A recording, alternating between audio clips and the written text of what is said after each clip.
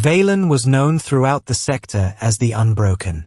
She was a commander of the Vornic Vanguard, standing 7 feet tall with skin like burnished bronze and eyes that burned like dying stars.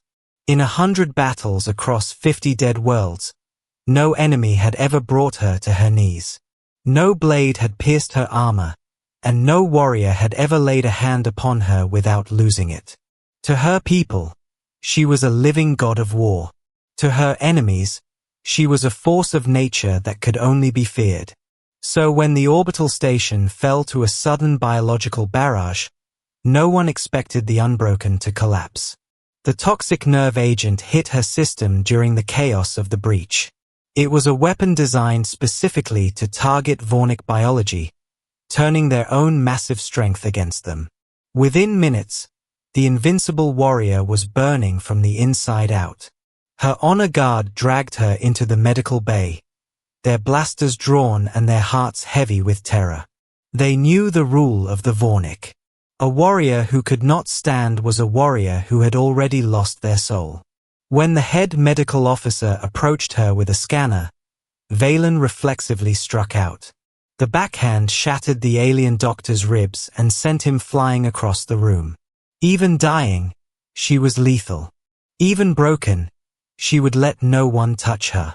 She lay on the metallic slab, heavy chest heaving, veins glowing a violent purple through her skin.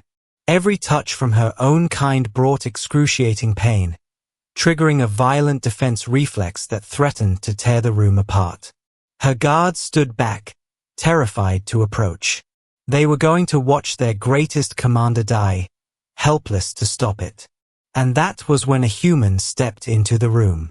His name was Daniel, a civilian field medic attached to the Joint Coalition forces. He was half her size, lacked armor, and carried no weapons. To the Vornic guards, he looked like a gust of wind could break him. What could a fragile human possibly do where their greatest military surgeons had failed? Daniel did not hesitate. He picked up a trauma kit and walked straight toward the thrashing, lethal giant. "Step back, human," the guard captain roared, raising his weapon. "She will crush your skull before you take a single breath." Daniel did not even turn around. "She is drowning in her own blood," Daniel said, his voice terrifyingly calm. "You can shoot me, or you can let me do my job." The room went dead silent.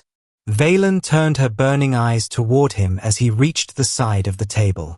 Her jaw clutched tight, teeth bared in a snarl of primal fury and overwhelming pain. She raised a massive, clawed hand, ready to snap his neck the moment he made contact. Everyone in the room held their breath, waiting for the gruesome end of the foolish human. Daniel looked directly into those fiery eyes. He did not flinch. He did not show a single drop of fear. Instead, he reached out and gently laid his bare hand over her scorching wrist. The moment his skin touched hers, a shockwave seemed to pass through the room. Valen froze. Her massive hand hovered an inch from his throat, trembling violently. Vornic nerve endings were hypersensitive when exposed to the toxin, making any physical contact feel like molten iron. Their own species had rough, scaled skin that magnified the agony. But human skin was soft, warm, and cool to the touch. To Valen, whose entire world had turned into a nightmare of fire and suffering, Daniel's hand felt like cold water on a burning wound. The intense pressure in her chest shifted instantly. She stared at him, bewildered, her lethal instinct completely derailed by a sensation she had never experienced in her entire life. "I've got you," Daniel whispered softly. "I know it hurts, but you have to trust me." Could a warrior who had trusted no one for 50 years suddenly yield to a weak, strange alien? Valen tried to speak, but only a raspy growl came out. Daniel did not pull away. With his left hand maintaining steady, calm contact on her wrist, he used his right hand to pre-fill a nerve block syringe. The Vornic guards moved forward, panic in their eyes.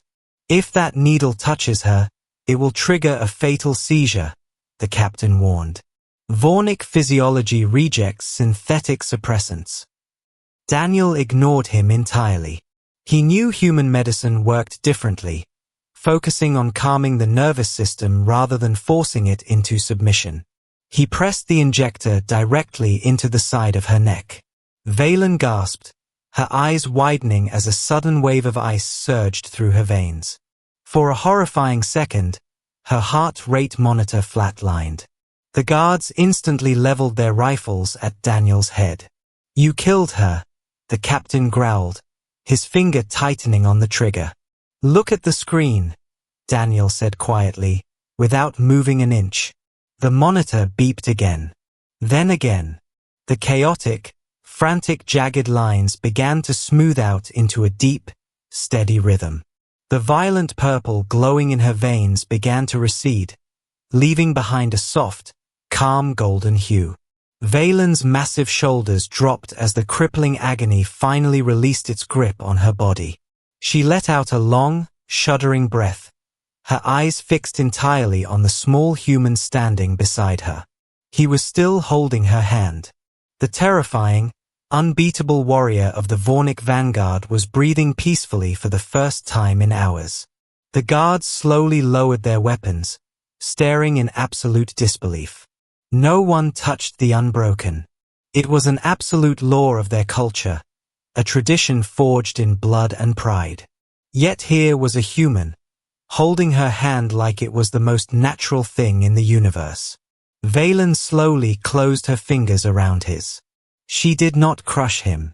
Her immense strength, capable of tearing steel doors off their hinges, was held back by a delicate, profound care. "Who are you?" she rasped, her deep voice trembling slightly. Daniel gave her a small, tired smile as he packed away his medical kit. "Just the medic on duty," he replied gently. "Rest now, Commander. You are safe." She stared at him as her eyelids grew heavy from the sedative. In her culture, a warrior owed their life to the one who saved them from Dishna. She had expected to die a painful, wretched death on a cold metal table. Instead, a creature she had considered soft and weak had stood in the storm and pulled her back from the abyss. As darkness finally took her, one thought echoed in her mind. The galaxy thought humans were weak because they did not seek war. They had no idea what kind of power was hidden beneath that quiet, gentle exterior. When Valen woke up 12 hours later, the medical bay was empty, except for a single chair beside her bed. Daniel was sitting there, fast asleep, his head resting against the frame of her bed, still within reach. The unbroken warrior smiled for the first time in 20 years. And she knew, without a shadow of a doubt, that no enemy in the galaxy would ever harm this human while she still drew breath.